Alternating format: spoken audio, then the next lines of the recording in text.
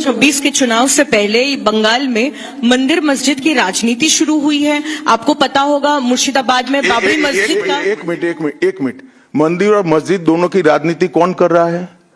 एक तृणमूल से निकले हुए एमएलए कर रहे हैं और एक तृणमूल कांग्रेस कर रही है। तो सवाल का एड्रेस गलत है, सवाल तो सही है। निर्माण से बंगाल और भारत में शांति का माहौल बिगड़ सकता है। देखिए, चुनाव के वक्त ये सब करने की परंपरा कितनी उचित है वो बंगाल की जनता को तय करना पड़ेगा, मगर मुद्दा यहां तक सीमित नहीं हुआ है। युवाओं की रोजगारी का है, महिलाओं की सुरक्षा का है, घुसपैठ का मुद्दा है, भ्रष्टाचार का मुद्दा है, इंडस्ट्रीज के पलायन का मुद्दा है, गिरते जा रहे इंफ्रास्ट्रक्चर के स्तर का मुद्दा है। ढेर सारे मुद्दे हुए, कहीं से बच नहीं सकते। अमोल राय, टीवी9 भारत।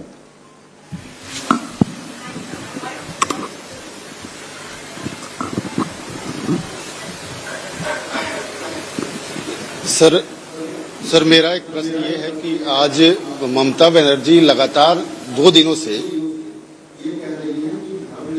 का एक अपना स्वभाव है, लेकिन उनपे जो है तुष्टीकरण का आरोप लगाया जा रहा है और लगातार वो पहले भी मंदिर एक बनवाई है अभी उड़ीसा के तर्ज पे, और दूसरा एक और घोषणा उन्होंने कर दिया महाकाल मंदिर बनाने का। तो चुनाव की दृष्टि से क्या आपको लगता है कि इसका मैं तो भाई किसी भी कारण से मंदिर बनाते ही इसका स्वागत करता हूं, मगर बहुत देरी कर दी है उन्होंने। बांग्ला। अमित जी, एक सवाल बार बार एक नैरेटिव फैला जाता है टीएमसी और लेफ्ट के तरफ से कि बंगाल में जितना भी काम कर ले बीजेपी कार्यकर्ता, ऊपर कुछ सेटिंग वगैरह है तो अमित शाह जी और नरेंद्र मोदी जीतना नहीं चाहते। आज पूछता है बंगाल, जवाब चाहे बांग्ला, आप लोग बंगाल को जीतना चाहते हैं? कितना सीरियस है सेंट्रल बीजेपी? देखिए भाई, मैं यहां आकर प्रेस कर रहा हूं। मोदी जी अभी थोड़े दिन पहले सभा करने के लिए आने के लिए निकले थे, जा नहीं पाए। अब ममता बनर्जी कह रही कि हम उनके साथ हैं। अगर उनको भ्रांति फैलानी है तो फैलाएं। भारतीय जनता पार्टी का कोई नेता घुसपैठियों को आश्रय देने वाले के साथ नहीं रह सकता।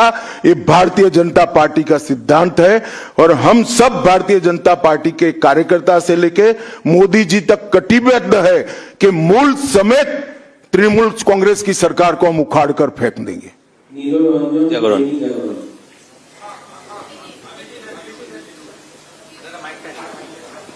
जी, मैं यहाँ। ये अभी आप कह रहे थे कि 3000 जो हैं भाजपा के कार्यकर्ता जो है घर छोड़कर भागना पड़ा उनको इलेक्शन के कारण, 300 की हत्या भी हुई है। फ्री एंड फेयर इलेक्शन कैसे होगा अगर मतलब लोग जा ही नहीं पाएंगे बूथ पर? तो देखिए, ऐसी ही नीतियां अपनाई थी कम्युनिस्टों ने, मगर सत्ता परिवर्तन हुआ या नहीं हुआ? ऐसी नीतियां अपनाई थी उत्तर प्रदेश में समाजवादी पार्टी ने, सत्ता परिवर्तन हुआ या नहीं हुआ? लोकतंत्र में जनता महान होती है और जनता जब तय कर सकती है, कर लेती है, किसी भी तानाशाह का कुछ नहीं चलता। CNN News 18. Sir, there has been a huge attack by the Trinamool leaders that the election commission is BJP commission. That's what they say, and whatever deletion is taking place, that is at the behest of BJP. So how do you react to that, sir? देखिए, ममता जी के पास से और कोई अपेक्षा रख नहीं सकते। उनके खिलाफ जजमेंट आएगा तो जुडिशरी बीजेपी की है, इलेक्शन कमीशन घुसपैठिया हटाएगा, एसआईआर लाएगा तो इलेक्शन कमीशन बीजेपी का है। वो हारने के बाद शायद ऐसा कही कि मेरे कार्यकर्ता ही बीजेपी में चले गए।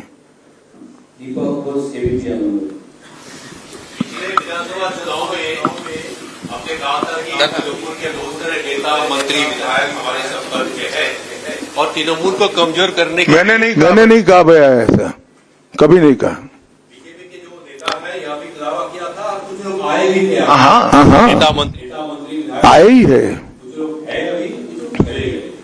इस बार तृणमूल को कमजोर करने के लिए ऐसा कोई कदम लिया जाएगा? तृणमूल को अरे सुनिए ना, समझ गए मैं आपका सवाल। तृणमूल को कमजोर करने की भारतीय जनता पार्टी को कोई जरूरत इसलिए नहीं है कि तृणमूल अपने अव्यवस्थाओं के कारण, अपने कामों के कारण जनता के बीच में कमजोर हो चुकी है। बांग्ला। अमित जी नमस्ते। PMLA prevention of money laundering act हम जानते हैं हमारा देश का काफी कड़ा एक आइन है, जिस आइन के दौरान अरविंद केजरीवाल जी तिहाड़ जेल चला गया, हेमंत सोरेन जेल चला गया। लेकिन यहाँ वेस्ट बंगाल में ईडी कलकत्ता हाईकोर्ट में रिपोर्ट दिया है, एक कंपनी है लीप्स एंड बाउंड्स जिसका 150 करोड़ रुपया सीज्ड हुआ है, लेकिन उसका मालिक अभी तक अरेस्ट नहीं हुआ। उसका नाम है अभिषेक बैनर्जी, एमसीएमपी, आप जानती है। इसीलिए सेटिंग्स वगैरह ये जो लोग प्रश्न कर रहे हैं, इसीलिए सेटिंग्स वगैरह ये हवा उठ रहे हैं, नैरेटिव्स उठ रहे हैं। बीजेपी का जो लोअर लेवल का नेता भी है वो भी पूछ रहे हैं कि क्यों अभिषेक बैनर्जी अरेस्ट नहीं हुआ, उसका कंपनी का 150 करोड़ रुपया सीज्ड हुआ फिर भी अरेस्ट नहीं हुआ। बीजेपी के लोअर लेवल के नेता का मुझ पर छोड़ दीजिए, बाकी भारतीय जनता पार्टी किसी भी एजेंसी के काम में दखल नहीं देती है। एजेंसी जो न्यायिक काम होगा वो जरूर करेगी, किसी से डरेगी भी नहीं, किसी को बचाएगी भी नहीं। G24।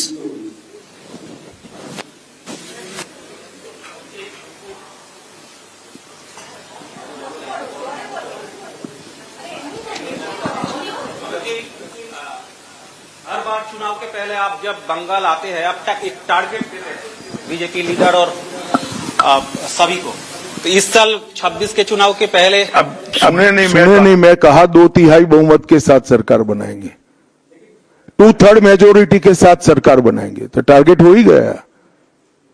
चलिए धन्यवाद। अब सवाल फैब्रिकेट हो रहे हैं।